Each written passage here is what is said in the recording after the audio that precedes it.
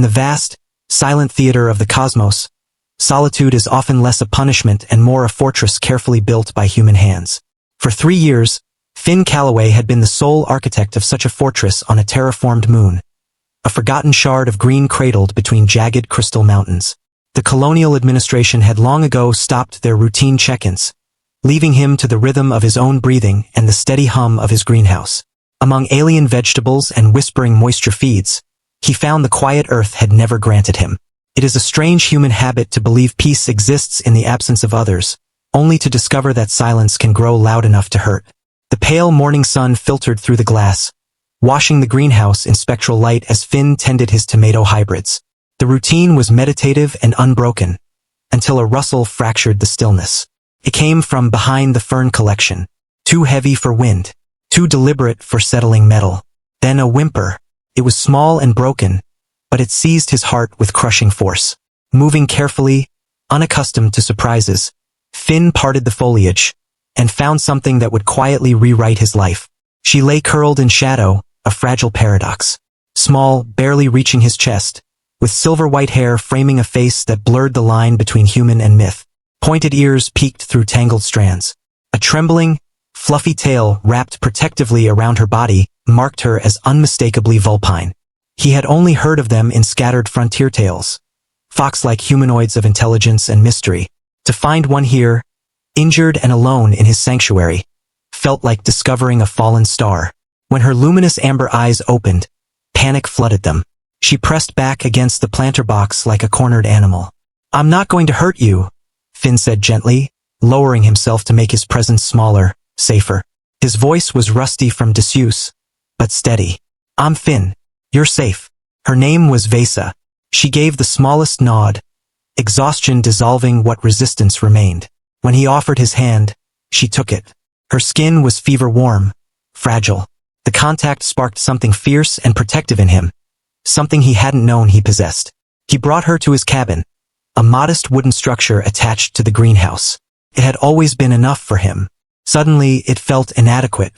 He settled her onto the couch, wrapped her in a blanket, fed her broth and bread. Hunger overpowered fear, and as warmth spread through her, a soft purring sound escaped her throat, unguarded and vulnerable. Finn looked away, feeling like he was witnessing something sacred. She spoke in fragments. A research expedition, a crash in the mountains 3 days earlier, a solitary trek through wilderness. She believed she was the only survivor.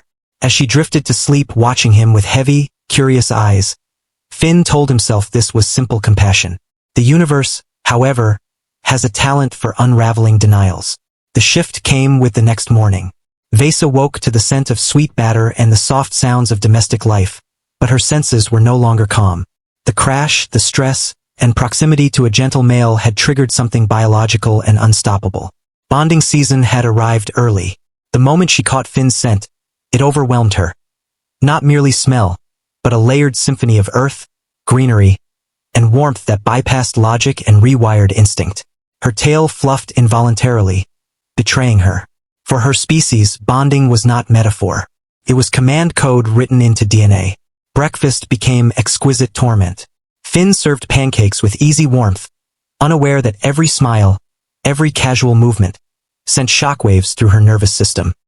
He spoke of plants and soil chemistry while she fought trembling hands and a traitorous tail. In the greenhouse, as he reached past her to adjust a vine, his arm brushed her ear. The contact was electric. A small whimper escaped her before she could stop it. Finn froze instantly. "I'm sorry. Did I startle you?" His concern was genuine. Searching. "Is there something you're not telling me?" She wanted to confess, to explain that her biology was demanding a mate, that his kindness was accelerating a permanent bond. But fear silenced her. Fear of rejection, of disgust. So she lied. She blamed trauma, climate adjustment, anything but the truth.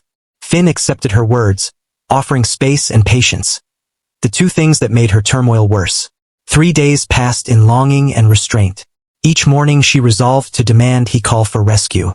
Each evening she found a reason to stay. The bond deepened quietly. In shared chores, brushing fingers, silent evenings side by side. She was not just falling in love. She was bonding in a way that would last a lifetime.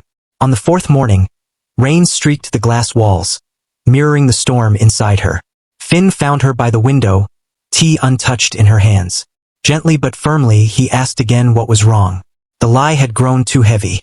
"I am bonding to you," she whispered, the truth breaking free. She explained the season, the trigger, the permanence forming in her chest. "It is happening whether I want it or not.